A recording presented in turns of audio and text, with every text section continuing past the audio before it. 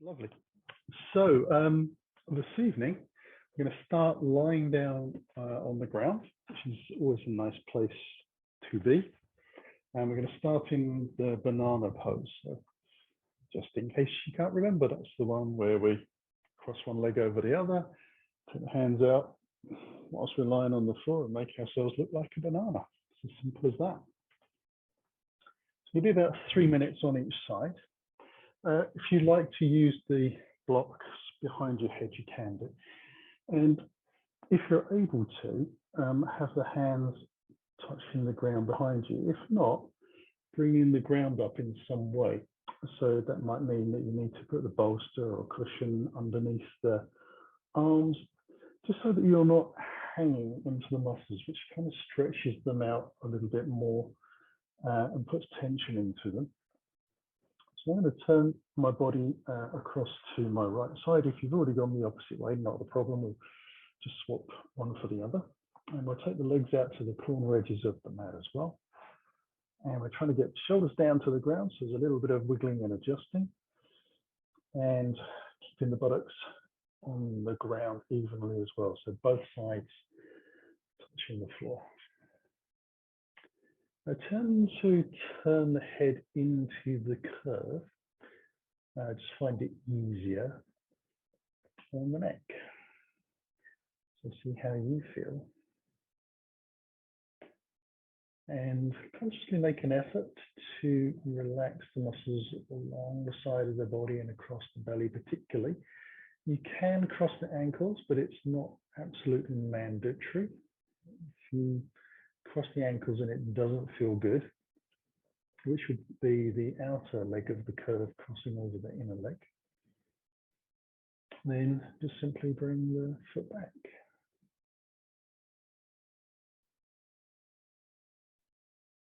And if it feels nice, just having the eyes very gently closed.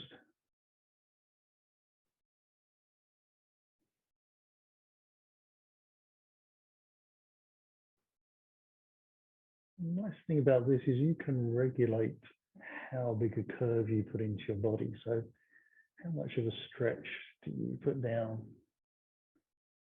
through the spine and all the connective tissue that runs out to the side of the body.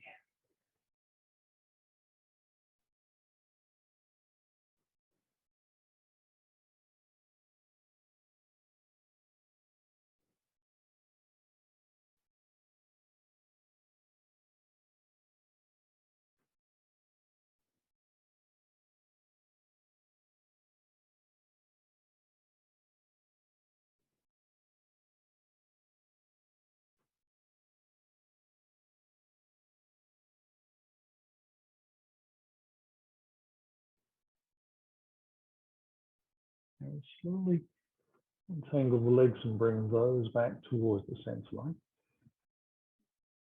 And carefully draw ourselves back into the center. And then when you're ready, you're going to wriggle over to the other side. So this time I'm going to my left, so I'm going to use my left hand to hold right wrist. Look through the shoulders first, slide the legs out second when you're ready. And again, there's no real time when you need to go, oh, I need to move my feet. You could use the whole of the 3 minutes without moving your feet. If that felt right in your body, then that's the way to approach the pose.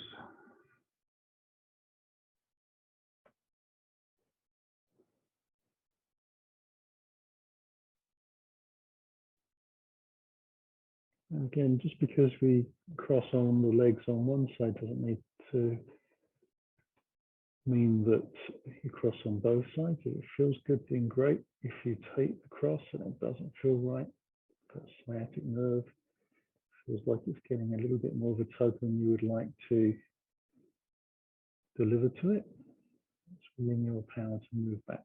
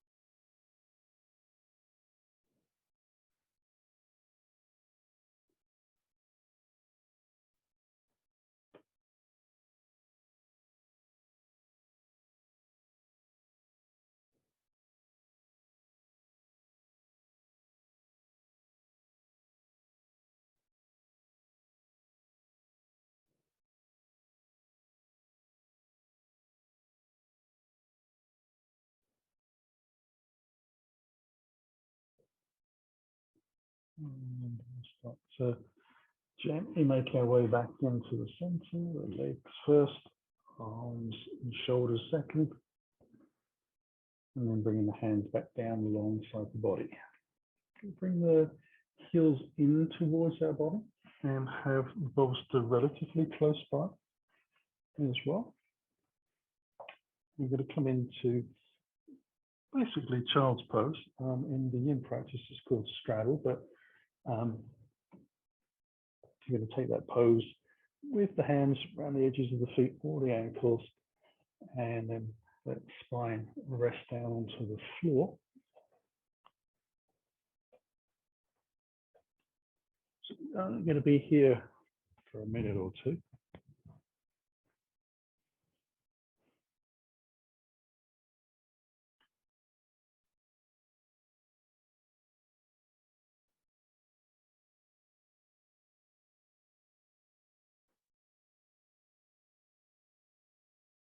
And the idea is to try and let that tailbone sink down to the floor.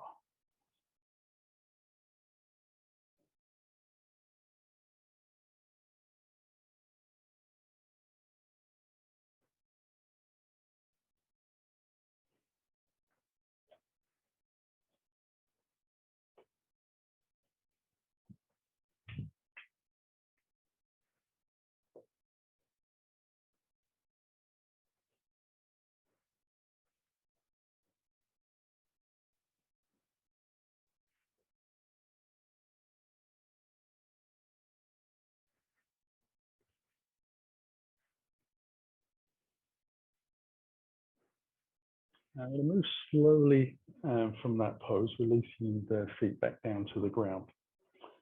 And I like to have a block underneath the back of my head for the next pose. That's a spinal twist. And I've got my bolster this evening on my left side. So it's just out to the side of the mat, so pretty close. And it's sort of about the height of my hip and then running down towards the front of the mat. I take the arms out nice and wide. Allow myself to shinny my hips over to the right and slide the left leg out down the center line of the mat. I bring my right foot so that it's on top of the left thigh, and then roll my hips over towards the left and bring my knee and my shin and my ankle onto the bolster. Now, for me, I need to use my left hand to just help give my leg a little bit more weight to bring it in. And I also kind of have to play around with that shimmy to get myself into the right place. So once I'm secure on my bolster, I can then think about taking the right shoulder down towards the floor. I'm simply going to see if I can hold my leg in position and let my shoulder sink down. So kind of wringing out the sponge. And at this point, you are the sponge.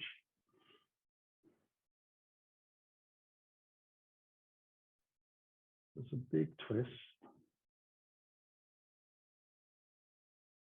Now, depending on the size in terms of inches from the spine to the outside of the hip, determine how much of a shin you might need to have made. So for some of us, it'll be bigger than others.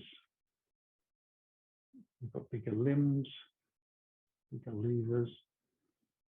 Some of us are wider than others. So it's very hard to say, move your hips an inch, because some people it might be 3 or 4.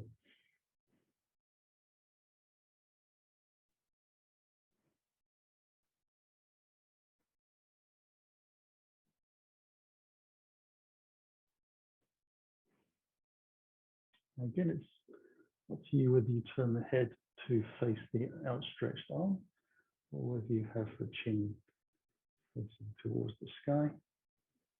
And completely up to you whether your eyes are closed. Or if you do find yourself, see if you can soften the jaw a little bit and relax the muscles across the face.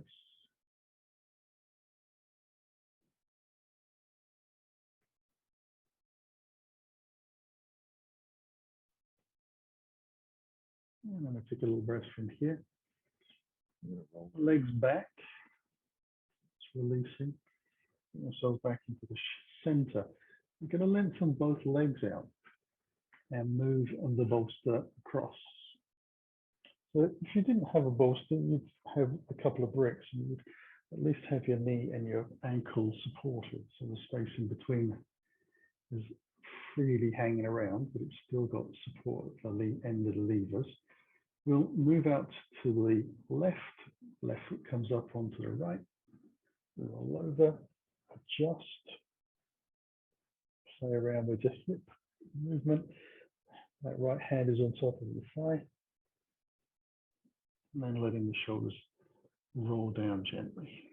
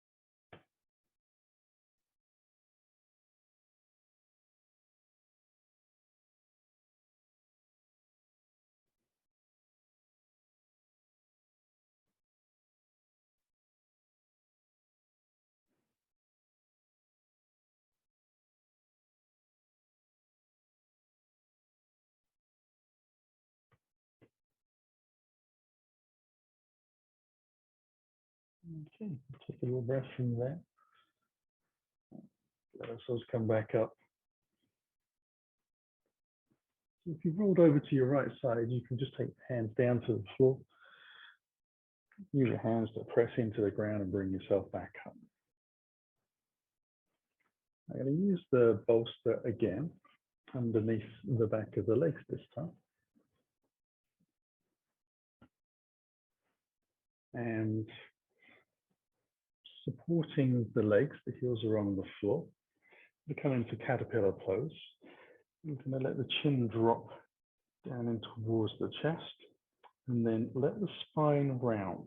So I'm trying to draw sort of the heart space back towards the back of the mat and tilting the pelvis towards the back as well, letting the body sink down. So I'm not really coming forwards, but I'm getting extremely round in the spine.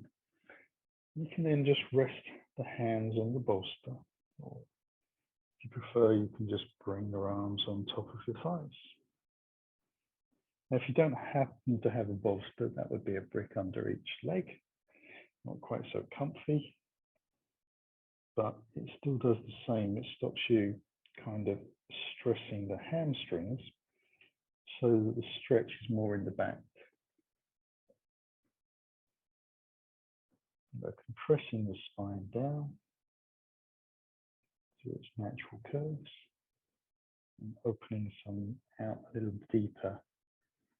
Now, strangely enough, although we spend a lot of time sitting down, I mean, we may or may not be hunched forwards depending on how conscious we are of our posture in a sitting position. Taking the slump to an extreme actually still provides a stretch. It's a stretch in a different direction to our normal posture.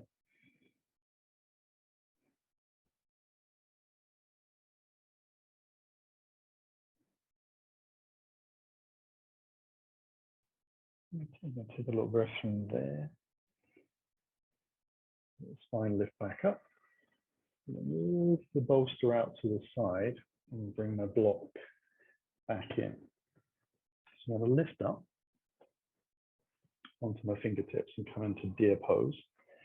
So very simply put, I'm going to take my left foot and take it out towards the right side of the mat. Now, rather than having my knee pointing directly forwards, it's kind of pointing out to the side a little bit.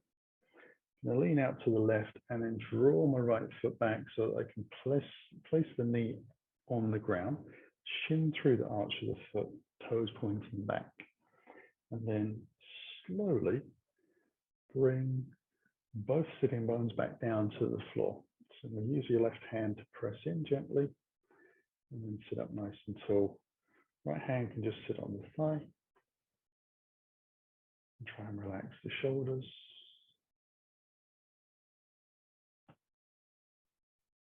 And any tendency to lean out to the side, try to avoid pulling your shoulders and your head across to the side. That just really makes it worse.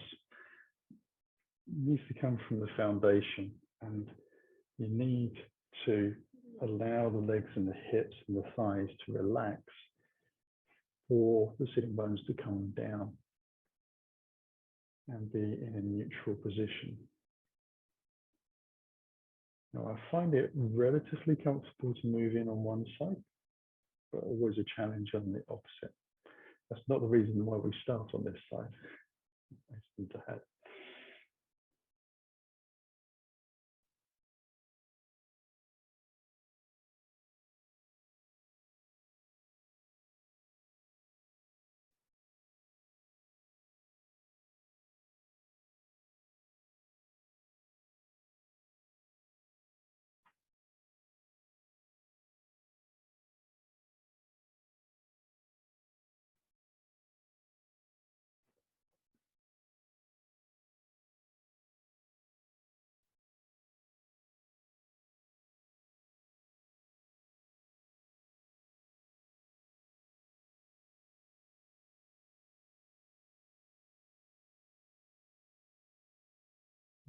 Move from there, just taking ourselves over to the left side, lifting that right knee out and then lengthening the legs out.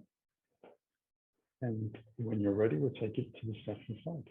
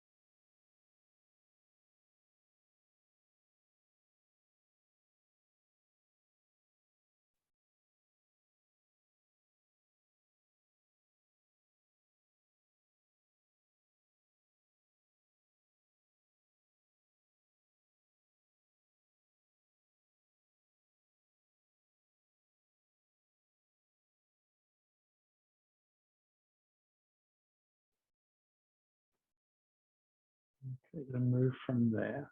We'll simply lean forwards and come up onto all fours, moving the block out to the side. And from this all fours position, I'm going to bring my knees together underneath my body. And slowly take my left knee to the outside of my left wrist and bring the heel under the groin. So toes are pointing back in the same direction, following the line of the shin. And slide the right foot back gently so that I can control the amount of stress in the knee joint, hip, and ankle, and in my lower back. And there we are in sleeping swan pose. So we'll start to let the shoulders rise a little and let the body weight sink through. Some people like to take the hands of half a hand forwards So as you sink your chest a little closer down towards the ground, there is some travel in the shoulder blades. They start to meet a little bit more in the middle. So the shoulder blades come together and then they lift around the ears. Belly is soft, legs are relaxed. Now there's a possibility to come up onto the fists if the wrists are finding that a little bit troublesome. And you can bring the bolster in front and bring the elbows down, so support yourself there. You don't get quite so much stretch in the shoulders in the same way, but it's pretty similar. You get a little less compression in the lower back as well. But yeah, if you're sitting there gritting your teeth because your hands and wrists are aching and burning, it's not a good option. You want to be comfortable in the pose so you can really relax fully down. Quite a big stretch in the hamstring on the front leg. A sense of opening in the groins, particularly on the rear leg.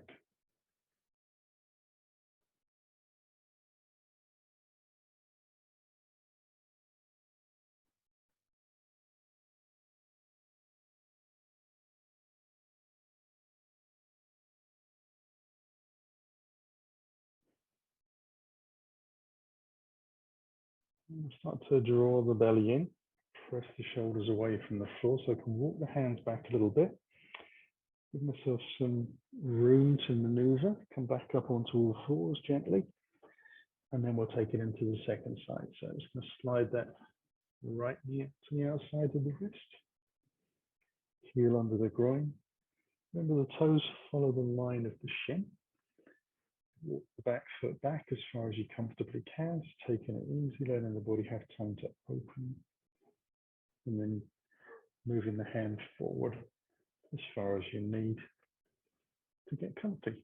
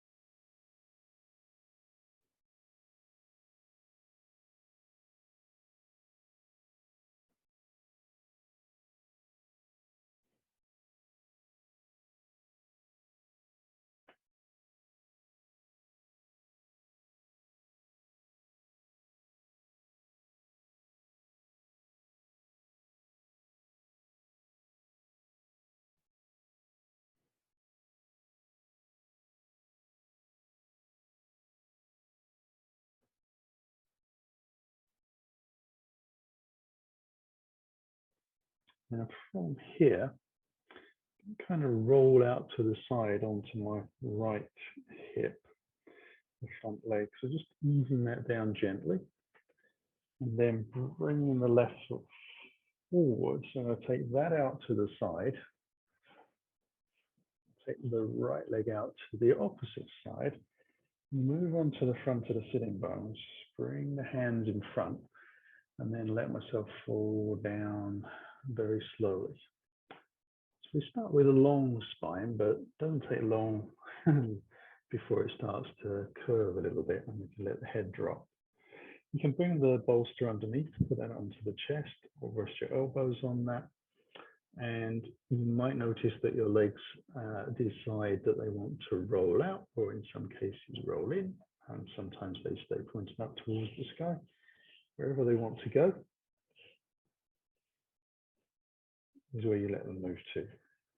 Some people like to walk their hands out a lot further. Some people like to bring them a little bit more underneath. So we choose.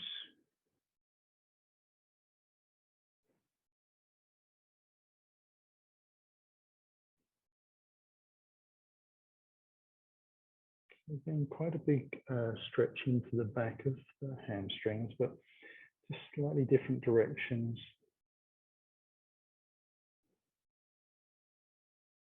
Working to different parts of the buttocks and the lower back. Again, the belly is soft.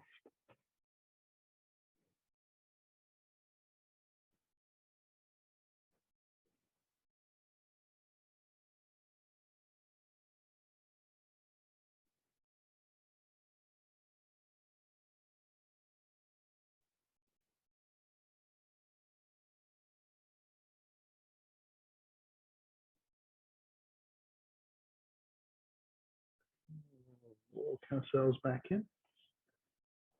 Coming back up. I'm going to use the hands underneath and I'm going to shimmy the feet round to the back of the mat. Come up to the front. I'm going to draw the bolster with me to the front, across the front edge of the mat. Come on, all fours position. I'm going to draw my right foot forwards so that my knee is over my ankle, and then slide the left foot as far back as I comfortably can. Now you can keep the hands on the floor.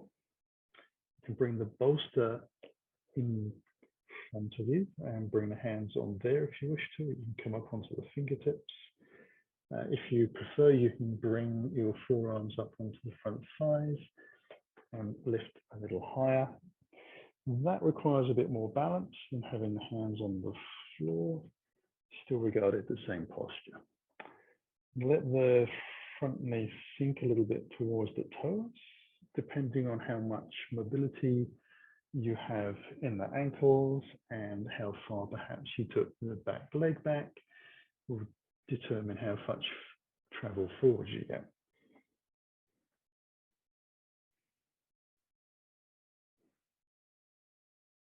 A high flying dragon, which allows you to, strangely enough, let the head hang or lift, your choice.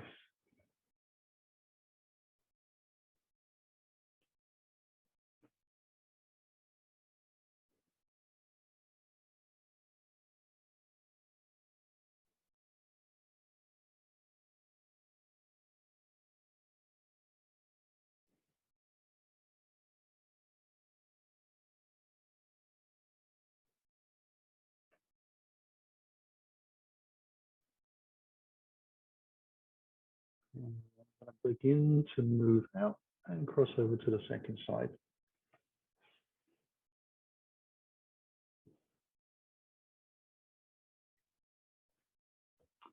Allow yourself to take your time. Try and have the foot pointing forwards and beginning with the knee over the ankle, so you can wriggle the foot around as much as you need to, and then tuck the toes on the back foot. Stretch the leg out a little bit further. Find your comfortable space. Find your comfortable position.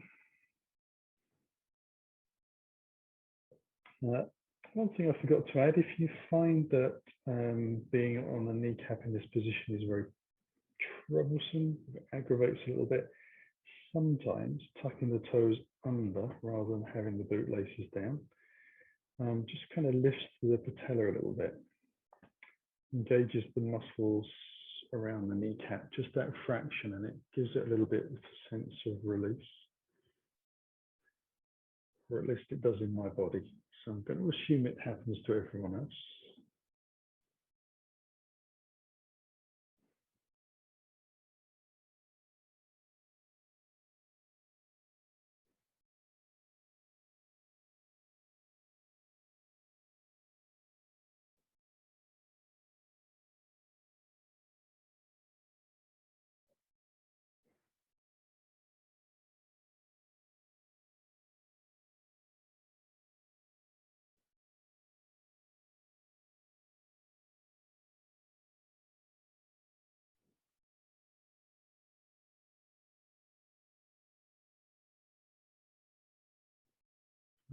to bring myself back down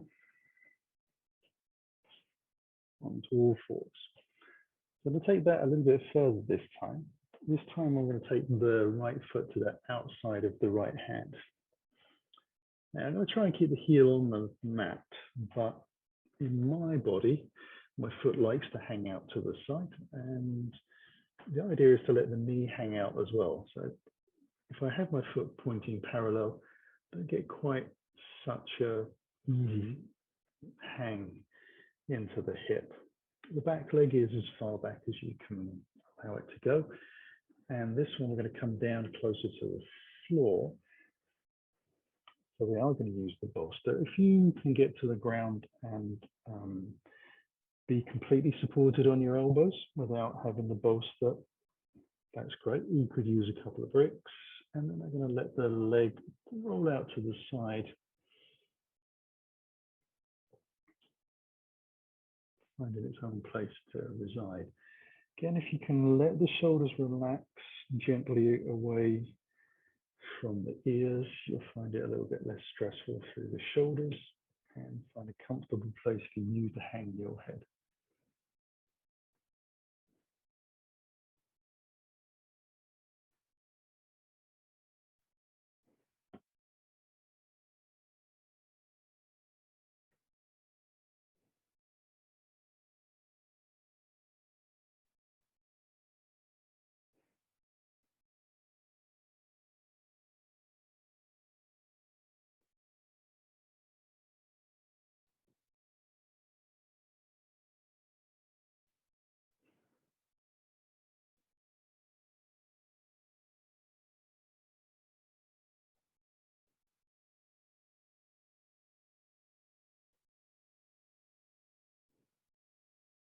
I'm going to move back onto all fours and take it gently out to the opposite side. So there is a little bit of a pause, just waiting for the hips and the SI joint particularly to kind of redress itself back into neutral. And when your body feels ready, take the left foot out, let yourself to work your magic into your pose. Choose how low you wish to travel, how far back, leg, release the shoulders away from the ears. Let the chest sink down between the shoulders a little bit. Let the hips sink. Let the knee hang out to the side. One of the benefits of the bolster is that as you start to loosen up and you get a little lower, you're able to move and roll the bolster around very easily. A little bit easier than using bricks. But both for it.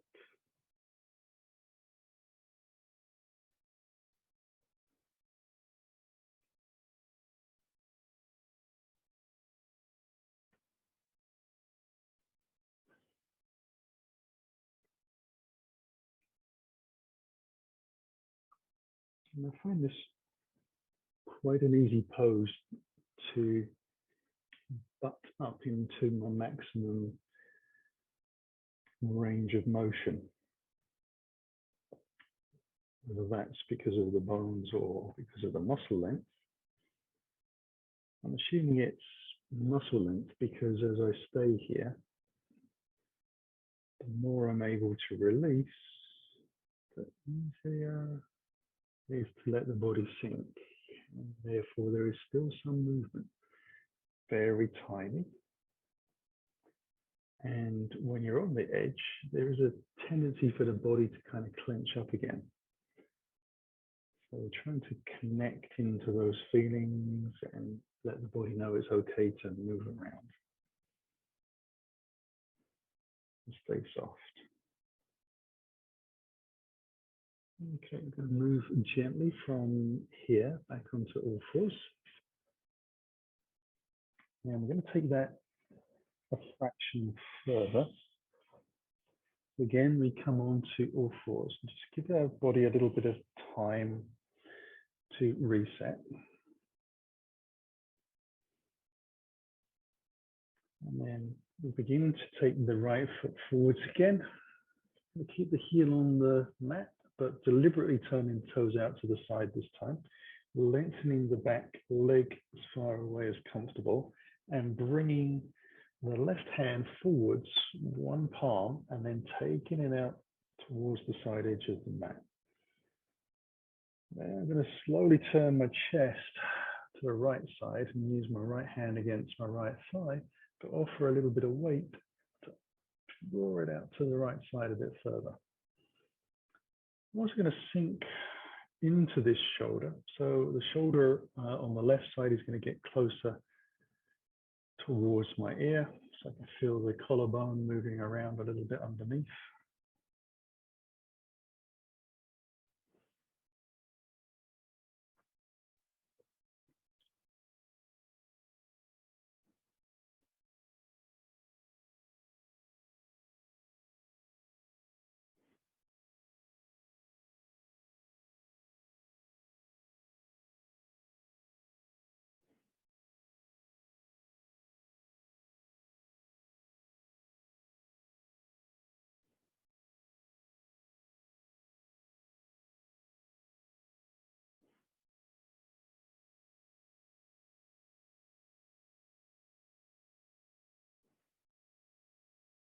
I might have actually surprised myself this evening as how far my shoulder can actually move.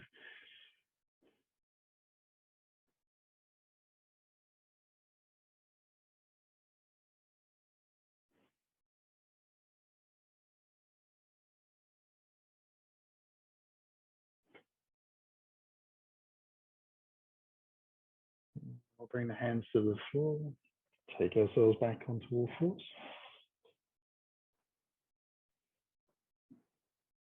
Bring the hands more or less back underneath the shoulders. When your pelvis feels right and the inclination comes into your body to move your left foot forward, you can. Taking the foot out to the side. Remember, we move the right hand forwards and then out to the side. We walk the back leg back and drop the hip down.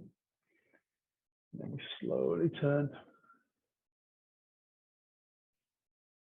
And we start to let the gap between the shoulder on the right and the ear and the neck decrease.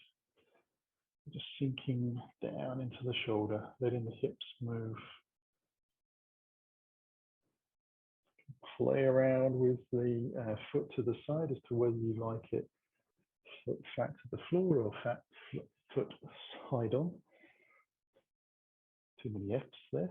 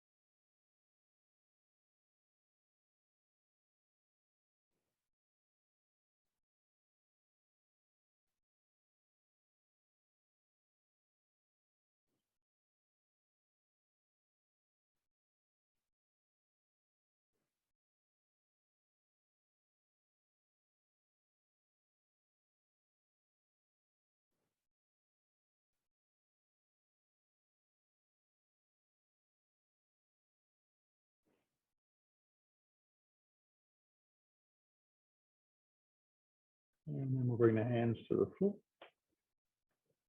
Move ourselves back. And slowly come into child's pose. And ease the head to the floor. You can use the block underneath if the head doesn't reach the ground, so you can lift that higher. If it's the thighs and knees that cause the problem, you take the block underneath between the thighs and the calves, the hands towards the toes, head on the ground. So we're finishing our yin practice. And we'll start to move towards the yang. So we're going to still keep it slow. So we're going to be a little bit more dynamic in the way we move the body, stretching out, holding in, using the muscle strength to be in the posture rather than sitting into the joints. So we'll take the hands forwards, lift the head onto all fours. We'll come into down dog. I'd like you to walk the legs out if that's at all possible. So just stretching slowly, one leg at a time. Whilst you're here, check that your fingers are spread out nicely. There's a decent gap between your little finger and your thumb. The other bits and pieces are in between. Knuckles are all touching the ground.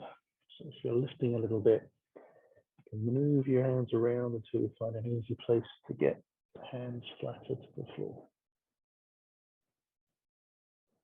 Okay, we're going to move from down dog into a plank position. So just draw the shoulders gently over the wrists. And we're going to bring the right knee down to the floor directly underneath the body. Bring my right hand in and swing the right foot out to the side, pivoting on my right knee. Drop the left foot down onto the floor so the sole comes to the ground, and then come into a side plank by taking the left hand up towards the sky. Now trying to lift the hips a little bit, pressing down into the extended leg.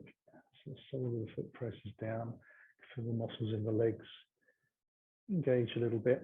And I'm pressing down through the bottom hand and pushing myself away from the floor.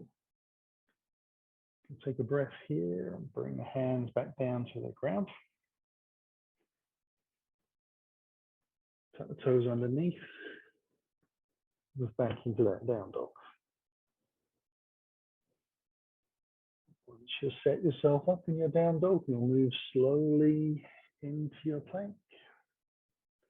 And bring the left knee gently down to the floor, directly underneath the hip. Let the foot go out to the side. Bring that left hand in a little bit as the right foot comes to the floor. Take the right hand up towards the sky. Press down through the leg and the knee and the hand. So that's 3 points of contact, pushing away from the floor. The fourth limb or space that we're moving into is the hand stretching towards the sky.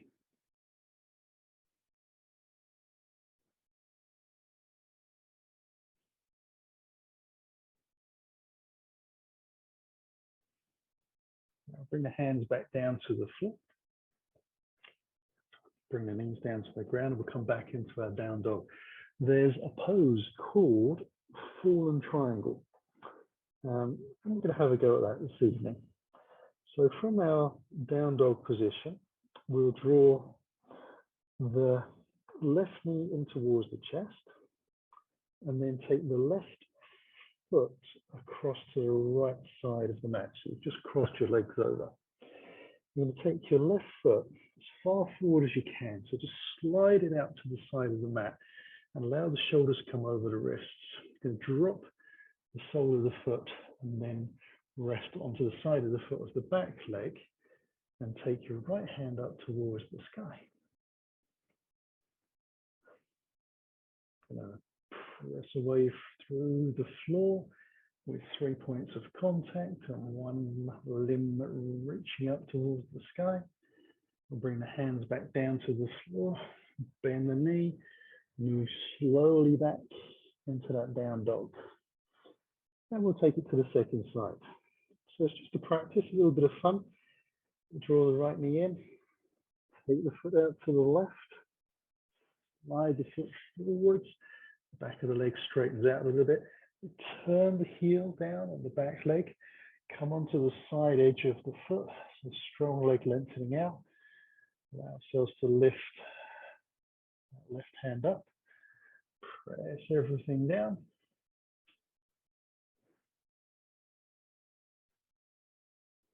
And then we'll bring the hands down, bend the knee, slide yourself back into a down dog. From there, we'll bring both knees to the floor, tuck the toes under, sit onto the heels so we get a little bit of a toe stretch. Allow ourselves to sit up nice and tall. Relax the shoulders. It's kind of like a yogic pit stop, but we've still got some work to do.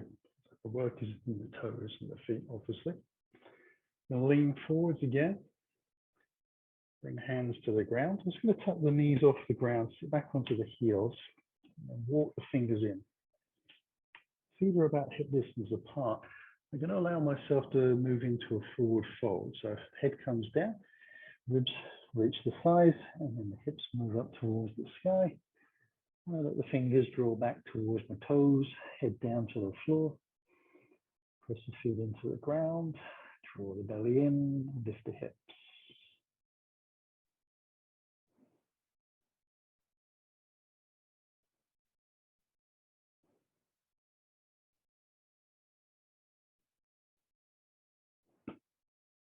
Now I'm going to bring the hands onto the hips, draw the shoulders and elbows back, soften the knees even further, even though they were already bent, lengthen the chest out and drive through the legs to lift up. Now shake it out a little bit, walk up to the front of the mat for something that's a little bit more active. For this, I'm going to move the bolster right out of the way. Have the feet a little wider than hip distance apart, but parallel, pointing forwards. As you soften the knees, allow yourself to take your hands directly out in front of your chest. I'm going to take the right hand back towards the back of the mat, turning the chest to the right side, keeping the hips and knees pointing forwards. Now, inhale up, making that semicircle. When the hands come in line with each other, soften the knees, keep the back flat. When the ribs and thighs touch, I bring the hands all the way down to the floor, brush the ground, let the head hang low, and slowly draw the hands up behind me towards the sky. On the inhale, I float the hands down and forwards.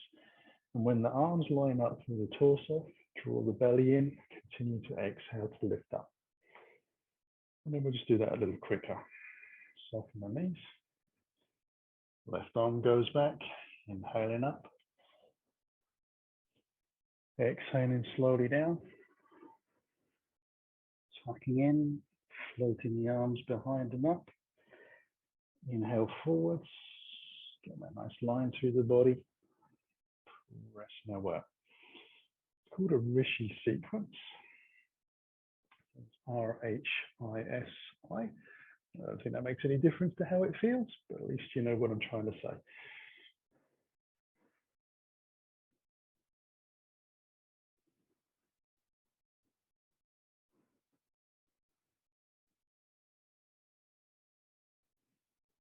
We'll take it over to the left.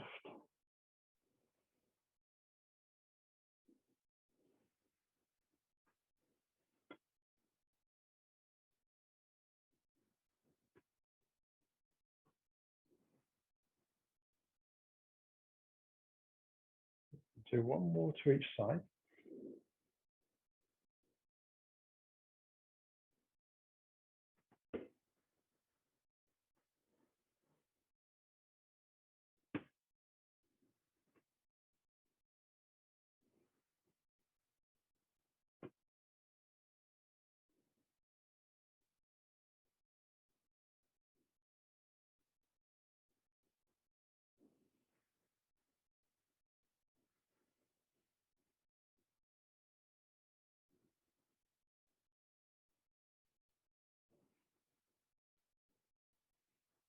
Let the hands come out wide, back to the sides of the body.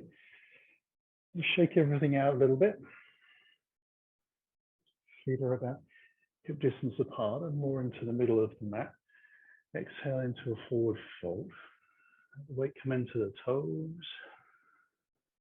Fold yourself down. Take the hands forwards a little bit. Step the feet back. Transitioning through a down dog position. Let the knees come to the floor. Let's move my bolster out to the side. Swing the feet out to the side as I sit back. And bring that block underneath my body.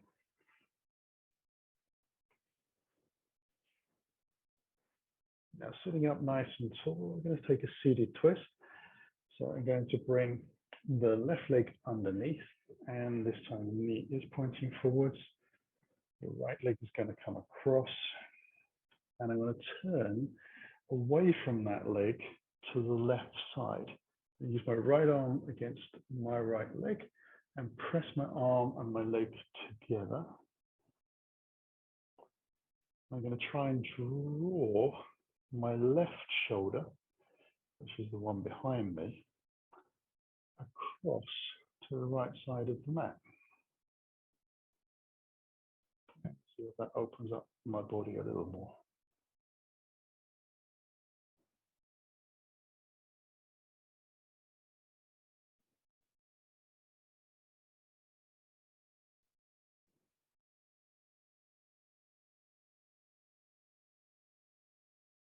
And release. Lengthen the legs out. And we'll take it to the second side.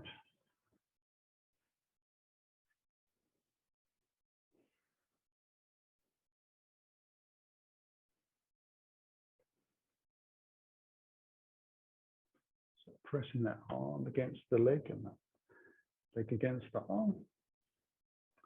And draw the right shoulder blade over to the left. It's almost like you can lift your shoulder blade off of your ribs and move it physically across the room. Obviously, we know that's not going to happen, but it's the kind of intention and feeling we're letting ourselves have.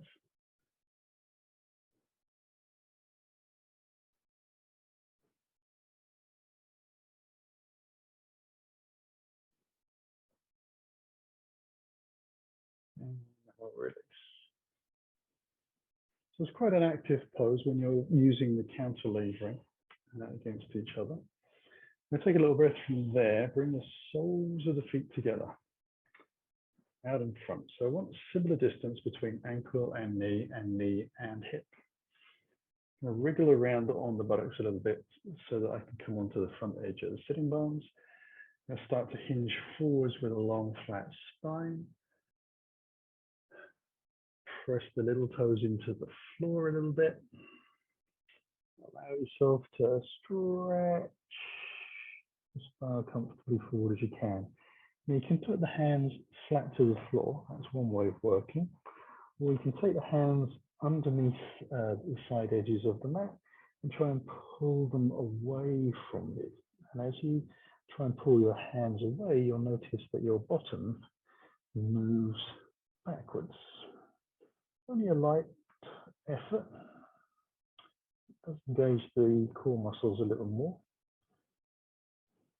If you try it and it doesn't feel right, and allow yourself to come back with hands, palms flat down. Don't hold this for terribly long.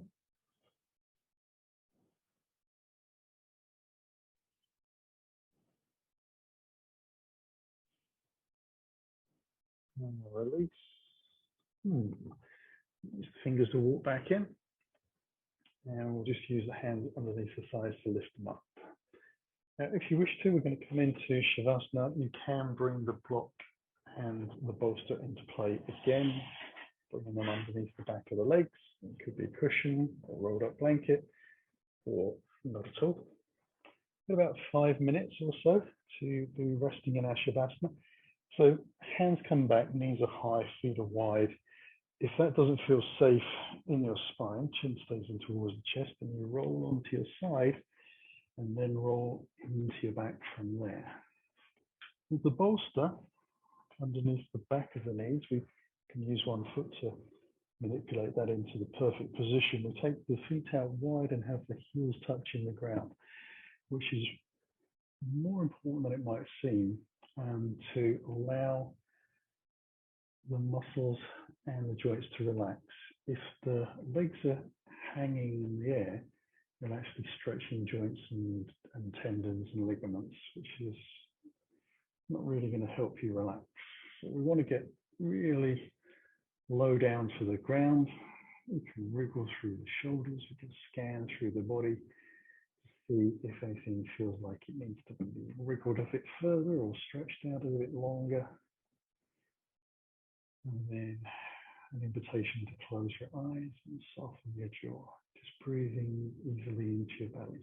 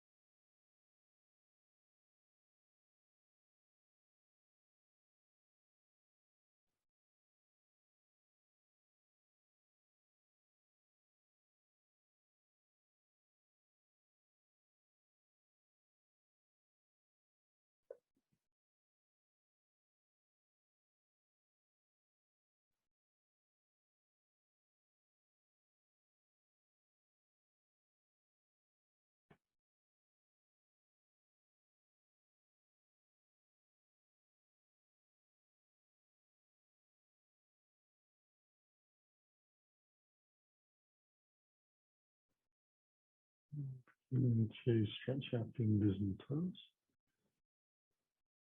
at the wrists and ankles, take some creative movements. Take a breath in a little deeper. Use that energy to stretch out in any way that feels good.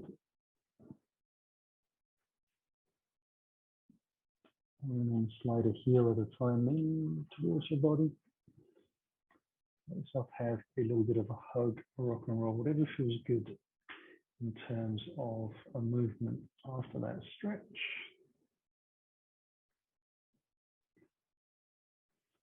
And we'll finish with a roll to the right, taking a breath in as we move down.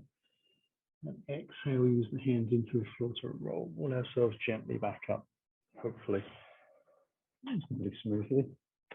And then move into an easy seated posture. Sitting up tall, relaxing the shoulders as we bring the hands into the heart. Take a breath in. Close the eyes and let the chin begin to drop. As the belly feeds into the spine, we bow to the floor to seal our practice for the evening. On the inhale, we let the spine build. Head rises, eyes open. Namaste.